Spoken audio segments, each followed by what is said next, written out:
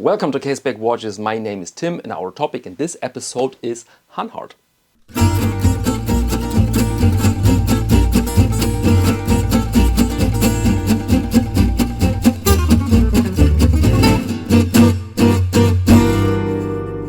Another chronograph, another historic watch by Hanhart, because this model, the 415 ES, was presented first in the mid-60s and was now recreated for our modern times with very good specs, with a very distinctive look.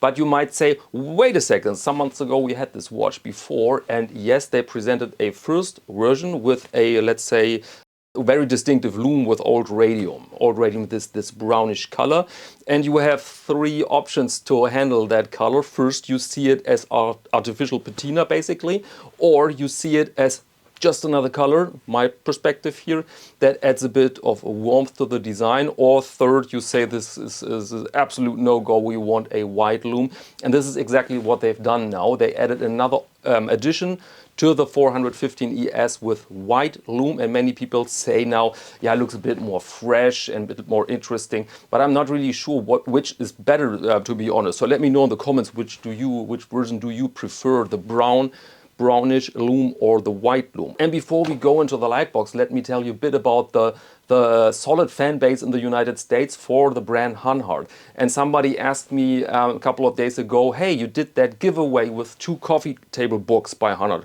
Who's the winner? And normally I share the winner about 2 weeks after the giveaway, but this time forgotten about it. And so, very sorry. Both books went to the United States, to Doug and Dawn, which illustrates my point here.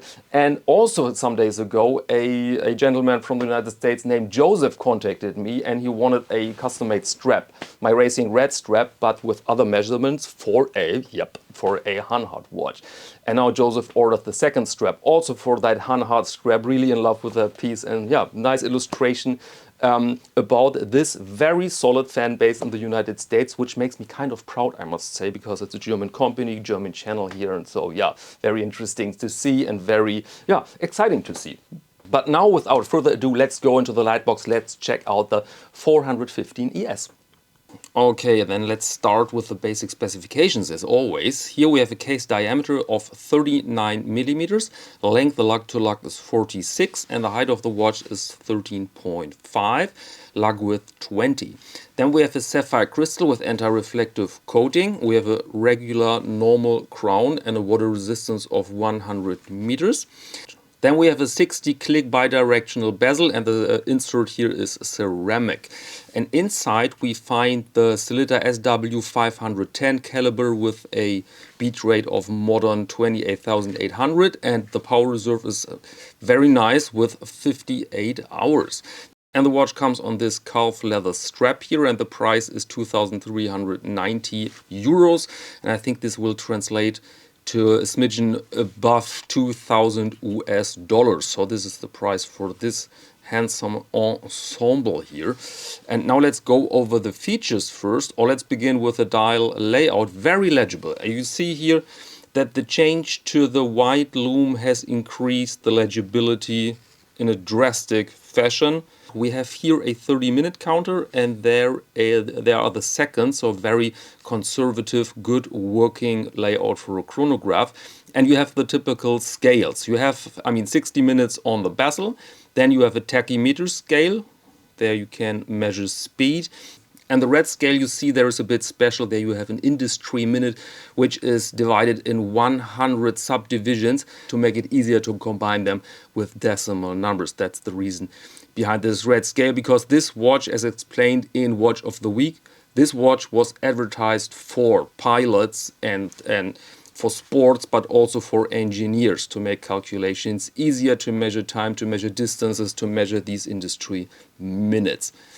And so a fairly busy dial with very little advertising on it. You have the old Hanhart logo, you have the 23 jewels, Inca block, and there is a tiny Germany for made in Germany, although of course the Sellita caliber comes from Switzerland. And I really enjoy this look, I must say, because it combines technology, old world technology so to speak, where you measure, where you calculate by hand, it combines this with a very classic and somewhat badass look, like something from another time, but of course filled with modern components. So I really enjoy this. And now let's go over the case. There you go. There you see the lugs. You have here brushed sides. Then you have a high polished facet to give the watch some bling. But overall, most parts are brushed. Let me show you the case back. There you go. Hanhart, hergestellt in Deutschland, meaning made in Germany. Not super complex, but suitable for a tool watch. There you have the pushers with a little Hanhart H. Some people will miss the red pusher here, the iconic red pusher, but these pushers are, I think, as far as I know, only for real pilot watches with a military background. And as said, this is a very versatile watch for all sorts of technical tasks. And now let's operate it. Hand-wound caliber. Excuse the leather dye on my thumb here, by the way. Feels very, very good. Feels very good, very precise, very smooth, really buttery. So nothing to complain. And then you have position 1. And there you can set the time. Also feels very good.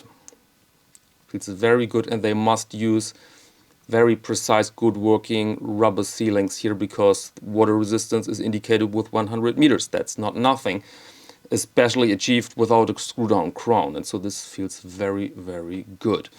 And operating the chronograph is almost as always. You have the pusher 1 will start it. There you go. Now you could measure, for example, the time you need to get from one known point to another known point. And when you stop the chronograph, then you can see here your speed on the tachymeter scale. That's the way you use that thing for speed. And then you have here the reset button. And all of this feels very nice, very precise. You have a hearable cluck. You don't need so much force, but you have some precise resistance, and so this feels very good. Same applies to the unidirectional bezel. Not too stiff, not too loose, you don't have play, and you don't need so much force to operate it. Sometimes I have the feeling, especially on dive watches, that the trend goes towards a very stiff action, which makes it sometimes hard to operate the watch, to be frank. But here it works, aligns, and so very nice. And as I said, we have a ceramic insert, so this thing will be fairly robust. And so this is the watch and the strap. The strap is comfortable, I must say. I really enjoy this. And you can, of course, imagine other colors. For example, you could pair it with a darker brown, which always looks nice with dark dials. Or you even could pair it with a brighter tone. And then you definitely would add something to the watch, another component, another vibe. And so I really would do some experiments until you find the perfect strap for this watch here. Very, very nice ensemble. And now let's go out. Let's put it on the wrist.